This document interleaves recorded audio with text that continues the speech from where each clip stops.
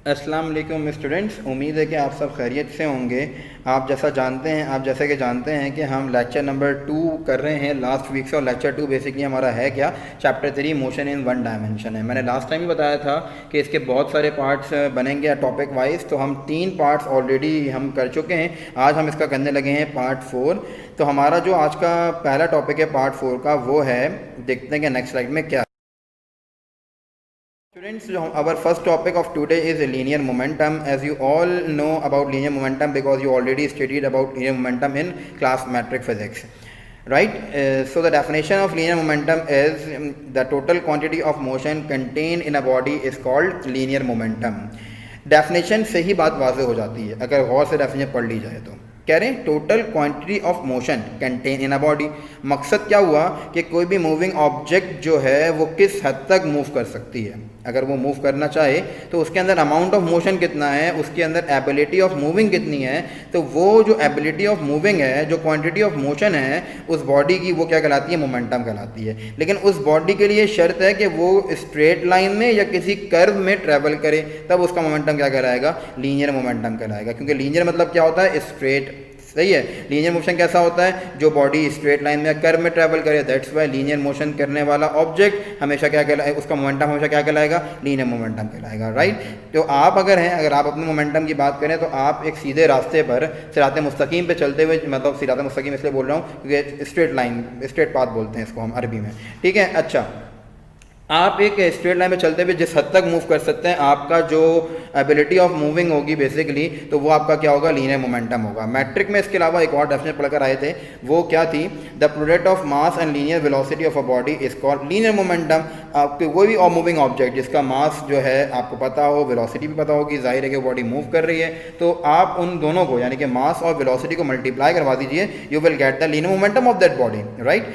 So the formula of linear momentum according to this definition is if m is the mass of a body, means कि अगर mass जो है body का वो m है and body is moving with velocity v, so the linear momentum of that body is p because the representation of linear momentum is p. So the formula of linear momentum is p equals to mv. आप देख रहे होंगे कि इसके ऊपर arrows बने हुए हैं। इसका मतलब क्या है कि वेक्टर क्वांटिटी है, तो नेचर में हम क्या लिख देंगे, it is a vector quantity. Because क्यों है वेक्टर क्वांटिटी, क्योंकि हमारे पास जो वेलोसिटी होती है वो वेक्टर क्वांटिटी होती है। ये तो बच्चों वाली बात है, मैट्रिक से जानते हैं, ठीक है। तो वेलोसिटी की वजह से ही बेसिकली मोमेंटम भी क्या है, वेक्टर क्वांटिटी है, ठीक है। जो डायरेक्शन वेलोसिटी की होगी वही डायरेक्शन किसकी होगी, मोमेंटम की भी होगी। इसका यूनिट क्या होता है, अगर फॉर्मूले पे गौर करें तो फॉर्मूला क्या है, बेसिकली हमारे पास फॉर्मूला हमारे पास है P is equals to M V है। तो m का यूनिट होता है किलोग्राम, वेलोसिटी का यूनिट होता है मीटर पर सेकेंड। तो बाय फॉर्मूला इसका यूनिट बनना चाहिए किलोग्राम मीटर पर सेकेंड, ठीक है। लेकिन सिस्टम इंटरनेशनल के अंदर इसका यूनिट होता है आपके पास न्यूटन सेकेंड, ठीक है। तो दोनों यूनिट याद रखिएगा, किलोग्राम मीटर पर सेकेंड बाय फॉर्मूला यूनिट है, सिस्टम इंटरनेशनल के अंदर न्यूटन सेकेंड इसका यूनिट होता है। अगर डायग्राम पे गौर करें तो मास बता रहा है ये ब्लू सर्किल इस बॉडी का, ठीक है, m, ठीक है। अच्छा, वेलोसिटी की जो डायरेक्शन है वही डायरेक्शन किसकी है, देख रहे होंगे आप लोग कि वही डायरेक्शन मोमेंटम की भी। और फॉर्मूला क्या है, मास इनटू वेलोसिटी, राइट। यहाँ पर आपका मोमेंटम का टॉपिक खत्म हो गया। तो चलते हैं आगे और देखते हैं कि नेक्स्ट हमारा जो क्वेश्चन है वो क्या है, इसी से रिलेटेड है लेकिन अच्छा सवाल है, शॉर्ट क्वेश्चन में आता है सेक्शन डी के अंदर 4 नंबर में, जो हम अगला सवाल करेंगे और बहुत ही आसान है, फ्री के 4 नंबर हैं। तो आइए बेटा देखते हैं कि नेक्स्ट टॉपिक क्या है। आपके स्क्रीन पे जो है वो सामने क्वेश्चन लिखा हुआ होगा, prove that force acting on a body is equal to the rate of change of linear momentum of the body. कहते हैं कि जो आपकी फोर्स है या किसी भी बॉडी पे आप फोर्स अप्लाई कर रहे हैं, वो फोर्स उसके चेंज ऑफ लीनियर मोमेंटम के रेट के इक्वल होनी चाहिए। ये रेट क्या होता है, ये फेसबुक वाली, इंस्टाग्राम वाली या किसी एप्लीकेशन वाली रेटिंग नहीं है। रेट मतलब ये होता है कि आप किसी भी फिजिकल क्वांटिटी को टाइम से रिलेट करवा रहे हो, टाइम से डिवाइड करवा रहे हो, ठीक है। मैट्रिक में पढ़कर आए थे एस अपॉन टी यानी कि distance upon time. The rate of change of distance is equal to speed, the rate of change of displacement is called velocity, the rate of change of velocity is called acceleration. Different बातें पढ़कर आए थे आप कि यानी कि आप जिस चीज़ का भी रेट लेना चाहते थे तो वो जब भी आप किसी फिजिकल क्वांटिटी को टाइम से रिलेट करवाते थे तो वो एक नई क्वांटिटी की जनरेशन हो जाया करती थी। तो सिमिलरली जब आप यहाँ पे चेंज ऑफ मोमेंटम ले रहे हैं, चेंज ऑफ मोमेंटम का रेट ले रहे हैं तो वो किसके बराबर कहना चाह रहे हैं, फोर्स के बराबर कहना चाह रहे हैं, ठीक है। तो आपने ये बात प्रूव करनी है कि ये फोर्स के बराबर जो है वो कैसे होगा। इस डेरिवेशन में हम यही सीखेंगे कि जो rate of change of momentum है फोर्स के बराबर कैसे होता है। तो देखते हैं बेटा, स्टार्ट लेते हैं इस डेरिवेशन का और देखते हैं कि ये हमसे डेरिवेशन क्या कहती है। सबसे पहले हेडिंग डालेंगे आप प्रूफ की, उसमें लिखेंगे consider a body of mass M, जो बॉडी मूव कर रही है उसका मास एम है, इनिशियली मूव कर रही है वो वी आई से, आपने उस पर फोर्स लगाई उस बॉडी के ऊपर for time delta T. Delta T से मुराद क्या है कि बहुत छोटे टाइम के लिए, मतलब पुश या पुल किया और फौरन हटा लिया अपना हाथ, ठीक है ना। तो डेल्टा बेसिकली दो चीज़ों के लिए शो होता है, एक चेंज के लिए भी शो होता है और एक शो होता है बहुत स्मॉल क्वांटिटी को शो करने के लिए, ठीक है। कुछ टाइम गुजरने के बाद, यानी कि जो भी आपका टाइम, जिस टाइम पे हमने फोर्स लगाई वो टाइम गुजरने के बाद उसकी वेलोसिटी क्या हो गई, वी एफ हो गई। फोर्स से पहले उसकी वेलोसिटी वी आई थी, फोर्स लगने के बाद उसकी वेलोसिटी वी एफ हो गई, ठीक है। अच्छा, जब उसकी वेलोसिटी वी एफ हो गई तो अगर हम मोमेंटम की बात करें, इनिशियल मोमेंटम की, तो मोमेंटम का फॉर्मूला हमारे पास होता है, हमने लास्ट स्लाइड में भी आपको बताया था क्या होता है मोमेंटम का फॉर्मूला आपके पास, मैं आपको बता भी देता हूँ दोबारा एक बार याद दिलाने के लिए। P is equals to M V होता है, P equals to M V formula होता है हमारे पास, जैसा कि आप जानते हैं मास इनटू वेलोसिटी होता है फॉर्मूला किसका, मोमेंटम का। तो अगर इस एम वी पे गौर किया जाए, जब इनिशियली बात करेंगे तो यहाँ आई लगा देंगे इस जगह के ऊपर, और जब फाइनली बात करेंगे तो उस आई की जगह पे क्या लगा देंगे, हम एफ लगा देंगे। कहाँ पर, यहाँ पर हम लगाएंगे इनिशियली में आई और फाइनली में एफ लगा देंगे, ठीक है। तो देखते हैं बेटा इनिशियल मोमेंटम क्या बन गया, P I is equals to M V I, क्योंकि इनिशियल की बात करें यहाँ भी आई आ गया और यहाँ भी आई आ गया इसकी जगह पे भी। अच्छा, उसके बाद बात करें फाइनल मोमेंटम की, तो फाइनल मोमेंटम क्या होगा, पी एफ, यहाँ पे भी एफ आ जाएगा और यहाँ पे भी एफ आ जाएगा। तो इस तरीके से M V F is the value of final momentum and M V I is the value of initial momentum. If you want to find the change in momentum, that is delta p, so how you will find this? तो क्या बन जाएगा आपके पास, P F minus P I, final में से initial को minus कर दो, you will get the change in momentum, right.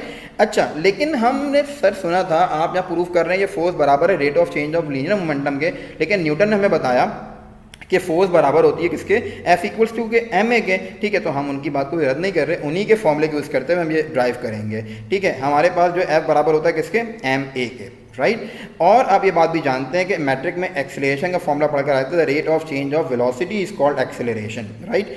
तो ए का जो आपके पास ये है, ए का फॉर्मूला क्या होता है, V F minus V I upon T होता है। नेक्स्ट स्लाइड में देखते हैं बच्चों कि ए का जो फॉर्मूला है वो किस तरह यहाँ पे पुट करवाया हमने। आप देख रहे होंगे अपनी स्क्रीन के ऊपर कि आपके पास लिखा हुआ आ रहा होगा m is equals to A की वैल्यू क्या होती है, V F minus V I upon delta T. Delta क्यों लगा रहे हो, लास्ट टाइम बता चुका हूँ, लास्ट स्लाइड के अंदर टाइम बहुत छोटा है, बहुत छोटी अमाउंट के लिए, बहुत छोटे टाइम के लिए हमने फोर्स लगाई है, ठीक है। अच्छा, जब डेल्टा टी लग गया तो ए की वैल्यू पुट करवा दी, ए किसकी जगह पर, ए की जगह पर। जब ए की जगह पर ए की वैल्यू पुट हो गई, यहाँ पर बेसिकली पुट गई ए की value V F minus V I upon delta T. अब ये m इससे भी मल्टीप्लाई होगा, इससे भी मल्टीप्लाई होगा, जब इन दोनों से मल्टीप्लाई होगा, m कहने का मकसद क्या है आपको मैं शो भी कर देता हूँ अच्छे तरीके से। ये देखें, जब m मल्टीप्लाई होगा इससे भी, वी एफ से भी, और m मल्टीप्लाई होगा आपके पास वी आई से भी, दोनों से मल्टीप्लाई होगा m बेसिकली।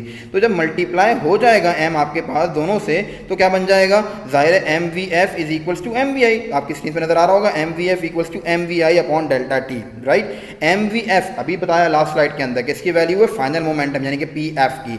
एम वी आई भी लास्ट स्लाइड बताया किसकी वैल्यू है, पी आई यानी कि इनिशियल मोमेंटम की। तो एम वी एफ की जगह you can write P F and on the place of M V I you can write P I.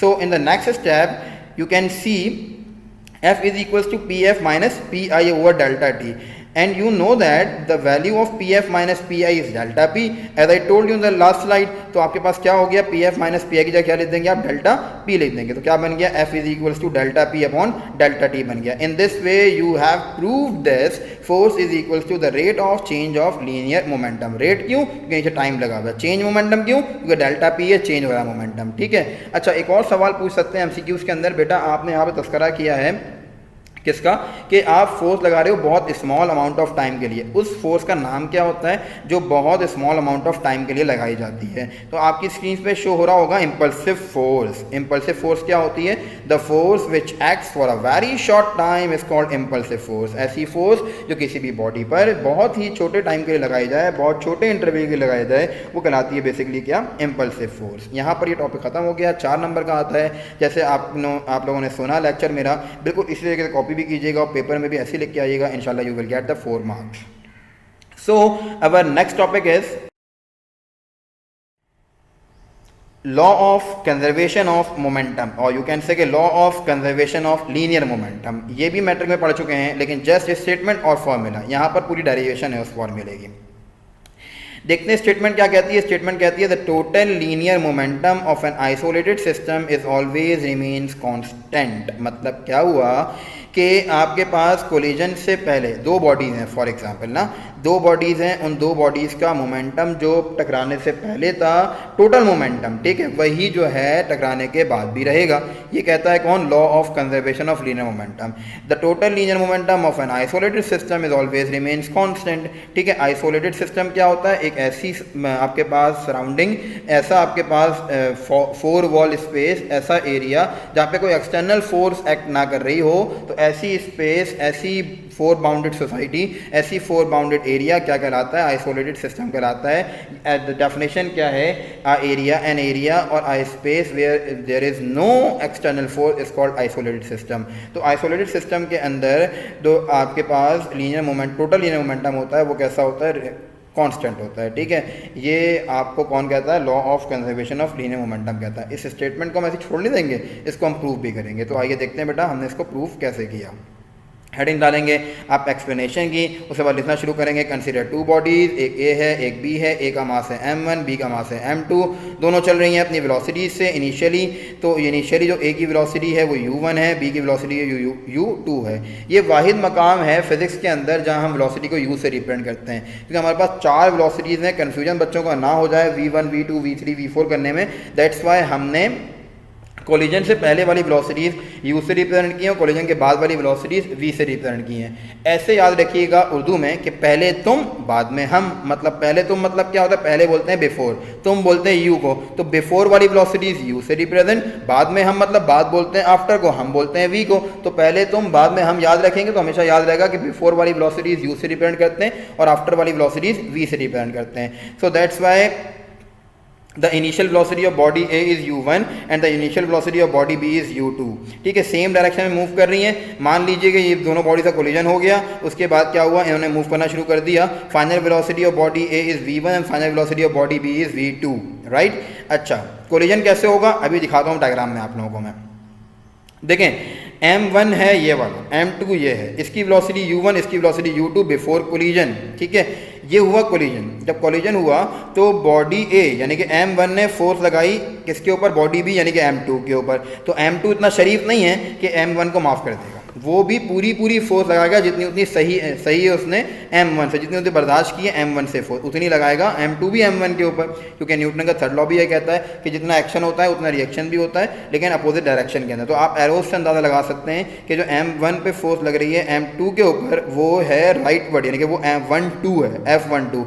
Body 1 force लगा रही है बॉडी 2 के ऊपर, जबकि बॉडी 2 भी फोर्स लगा रही है बॉडी 1 के ऊपर सेम मैग्नीट्यूड से बट इन अपोजिट डायरेक्शन। तो 2-1 मतलब क्या है कि वो फोर्स जो बॉडी B लगा रही है वो F2 लगा किस पे रही है? बॉडी 1 के ऊपर, दैट्स वाई F21 हो गया। ठीक है, जब कोलिजन हो गया तो कोलिजन के बाद दोबारा बॉडी ने चलना शुरू कर दिया, राइट। तो उसकी वेलोसिटी क्या हो गई? ए की v1, बी की क्या हो गई?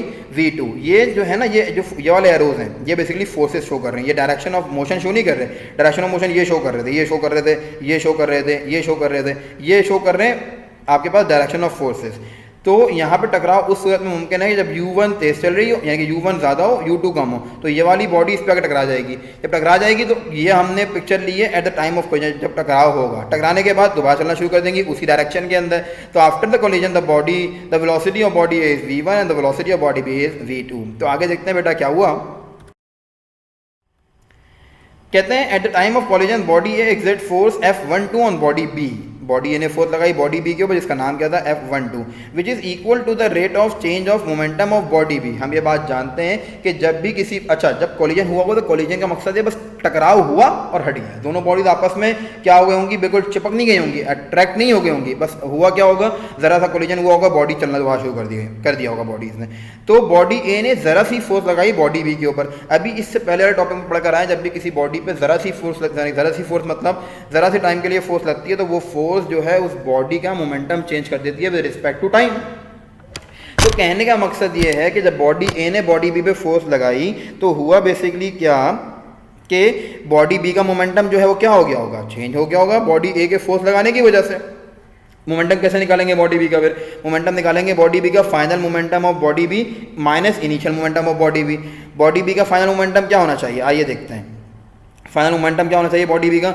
मोमेंटम का फॉर्मूला क्या होता है? M we. फाइनल की बात कर रहे हैं तो क्या आ गया? V2 आ गया। दोबारा बता रहा हूँ वाली बात, ठीक है। हम बात कर रहे हैं बॉडी बी की, डेट्स पे क्या लगाया? N2 लगाया। फाइनल मोमेंटम क्या होता है आपके पास? PF, ठीक है।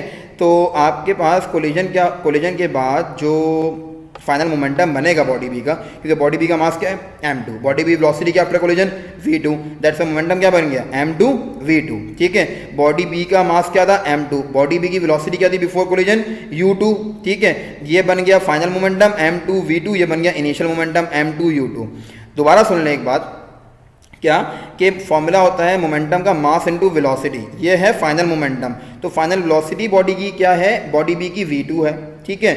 अच्छा, लास्ट स्लाइड में डायग्राम में बताया कि क्या है final momentum, final velocity body B की V2 है और मास क्या है? M2 है। तो mass into velocity M2 V2 बन गया। Mass into velocity before collision तो क्या बन जाएगा? M2 U2 बन जाएगा। तो M2 V2 minus M2 U2 is the rate of change of momentum of body B.